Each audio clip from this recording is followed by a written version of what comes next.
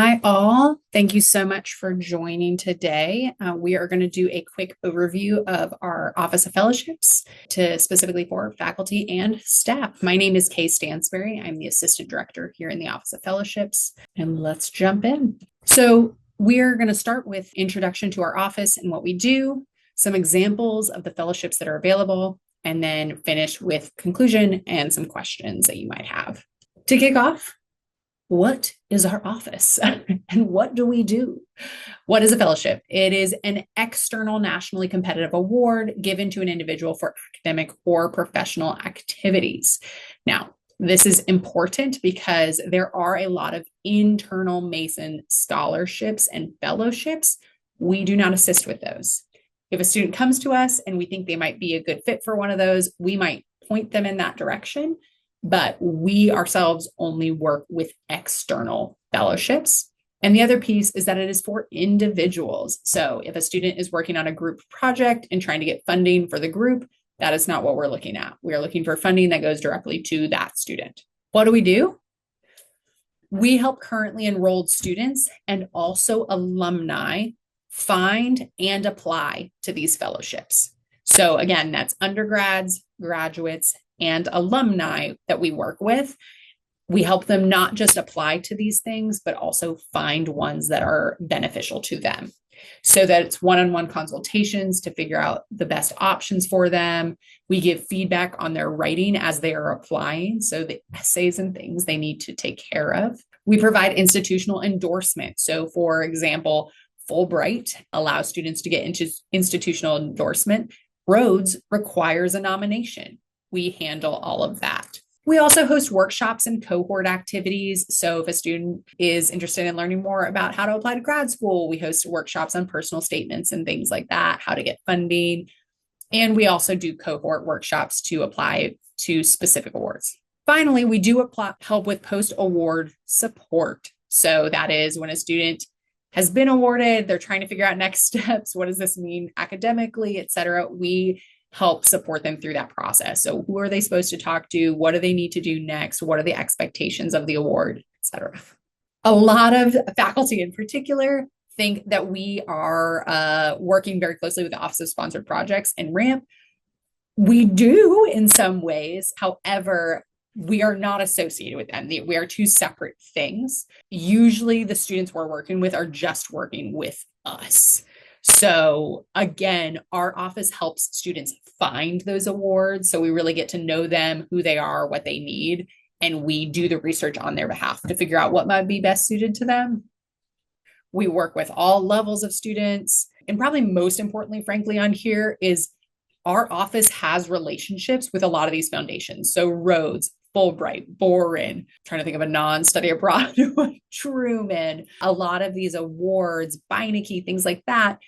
We have relationships with the people that run the award. So if there's new advice or information on how to apply, we are the ones who can help them with that because we know who to reach out to.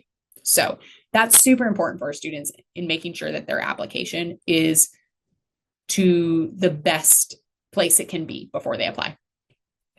And also nomination for any awards like the Rhodes or the Marshall that require students to be nominated. They have to go through our office. So there are awards that they simply cannot do without us. Who are we? Where are we? Both important things. So Dr. Megan Bruning is our director and has been here for several years now. My name is Kay Stansberry. Like I said, I am the assistant director in the office. We also, at this current moment, have two writing specialists who are grad students here at George Mason University, Chaeyoon, also known as Robin, and Melissa Delury. Where are we? Our offices currently are in Merton Hall, Suite 3100. Please feel free to come visit us. We do our visits with students and with faculty. We can usually online. So if you're wanting a one-on-one appointment, we usually do Zooms, but we always welcome people to come to our office. We also head over to Mason Square and to SciTech once a month. So generally speaking, we try and hit every campus once a month, but we are based on Fairfax. If you want to just keep up generally with our office, we are on Instagram and X. When should people come talk to us? Really important question. This is something that trips a lot of people up. So I do want this to be something you take away from today. which is the fellowship cycle is usually 1 year. What that means is that if a student is applying, they often work with us. I'll give the example of Fulbright. Students work with us over the summer to put together their applications. Their application is submitted in early fall. They find out in early spring if they've been awarded, and then the funding is for the following fall. So it's almost 1.5 years for some awards that students need to start working with us. That is really important in terms of helping guide students if they are even considering grad school, study abroad, things like that. They should come talk to us soon. Even if those things are not fully set in stone yet, the sooner they come talk to us, the earlier we can provide them with options so that they can move forward and come back to us when they know what they want to do in the correct timeline. The other two things we'd love you all to kind of look out for when it comes to your students and sending them our way is, do they have a clear academic interest, especially because most of the things we're looking at fellowships for are for study abroad, research, internships, grad school, all things that are sort of academically inclined. So we want to see students who have a general goal in mind of where they want to go with their academics and what they're trying to get out of one of these experiences. And if they're talking about post-grad plans, we're more than happy to brainstorm with them. But the clearer their picture of post-grad plans are, the more we can help them, as a lot of scholarships and fellowships for grad school are dependent on what country you want to go to, what specific university you want to go to, what type of program do you want to do, STEM, non-STEM, etc. So all of these things can help us better direct your students.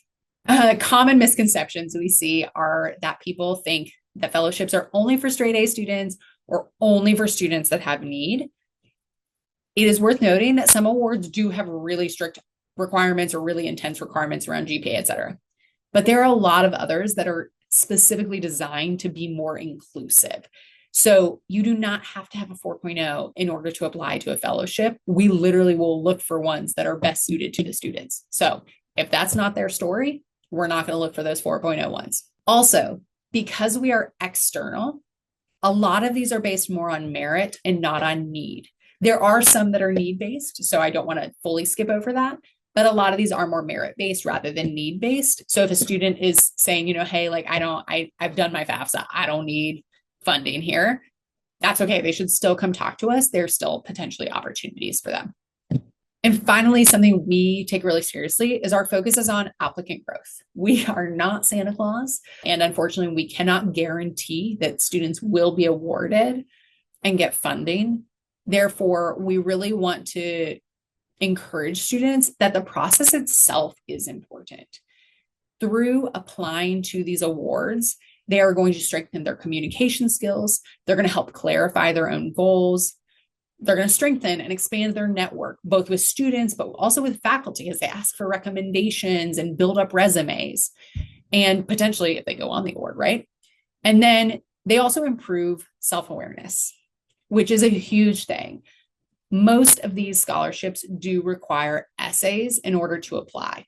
These are often personal statements, but sometimes they're beyond that as well, which require the student to do a lot of self-reflection. That's something we help them with in our office, and we think can really help them as they move forward in the future, whether that's as they're applying for jobs, as they're looking at grad school, and everything in between. Having these types of skills is going to develop you professionally as a person. And we are thrilled to be part of that process. And we want students to know that you can work with us. And even if the outcome is not what you hoped, you have still grown through this process with us. A really good example of how there is growth in these is Elena Ruffin. She was a Rhodes and Marshall nominee from George Mason in 2023.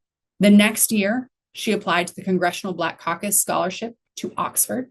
And then the year after that, she was a recipient to the UN Fellowship Program for People of African Descent. So those first 2 years, she did not get the awards she had applied for. But because she had practice now doing 3 different applications, she was able to better tell her story and where she was hoping to go.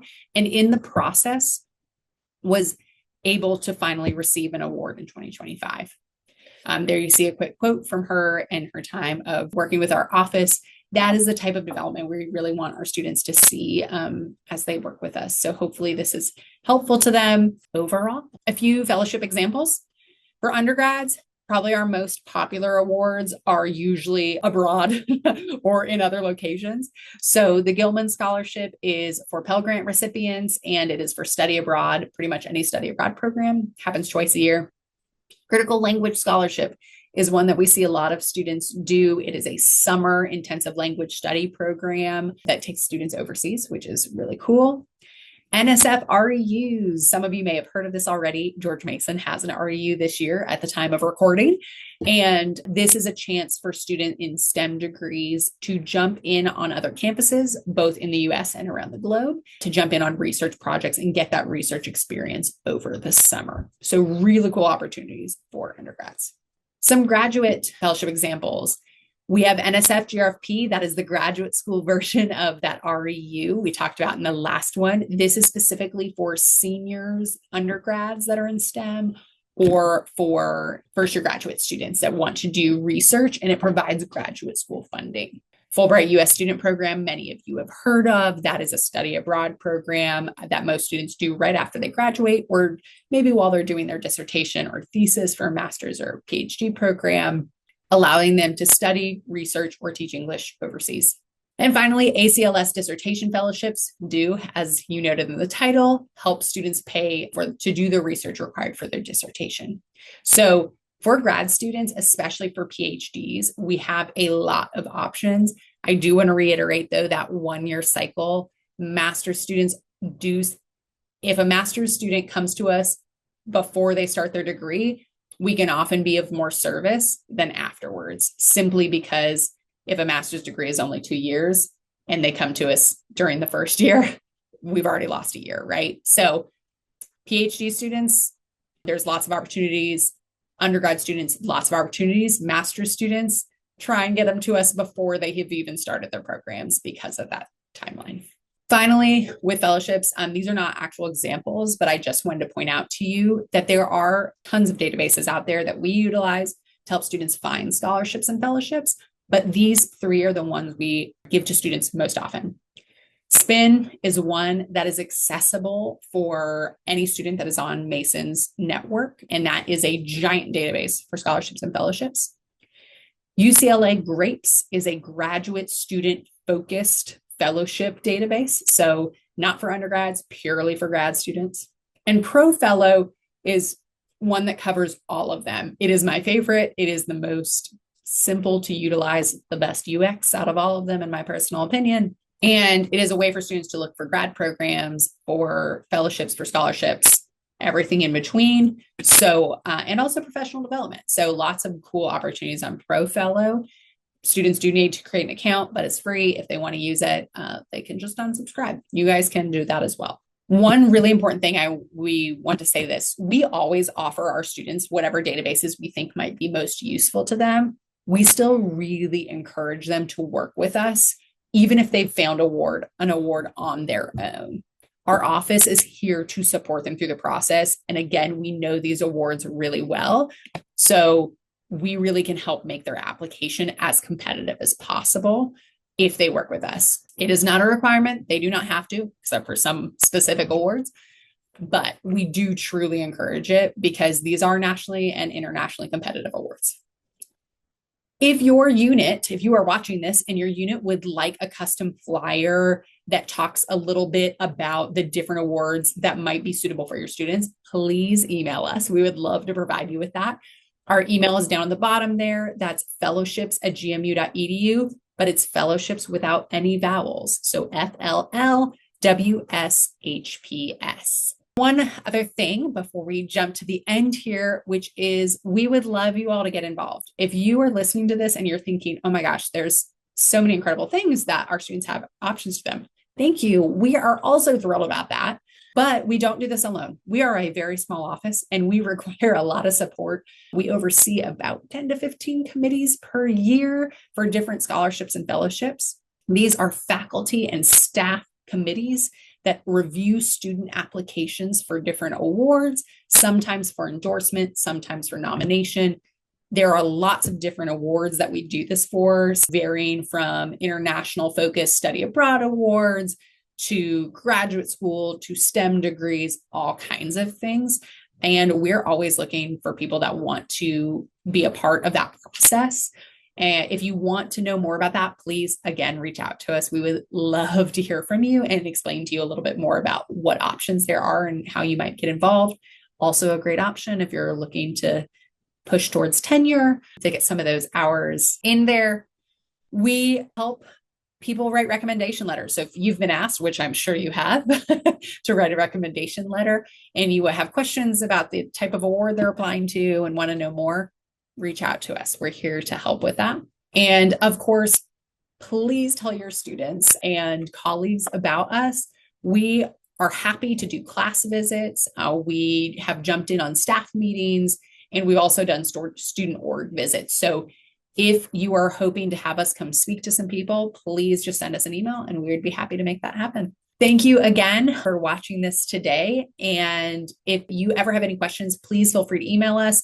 You see here our office email. Again, that's fellowships without any vowels. And then Dr. Bruning and my own email address, as well as our Instagram and X accounts. So please don't hesitate to reach out. Thank you again for watching today, and we hope to hear from you soon.